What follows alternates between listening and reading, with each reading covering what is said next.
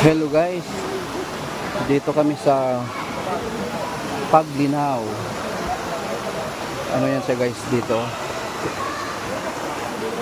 Ang tubig dito guys is galing dyan sa kuweba.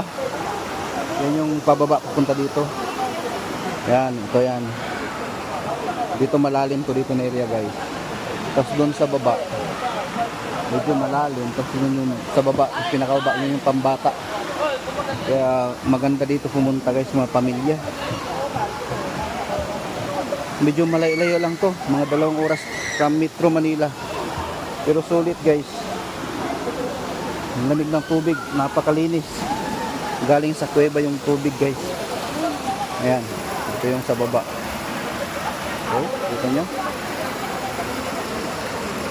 Ang katis lang dito guys, sa iba-iba, mayroong 800, may 1.5, may 1.8.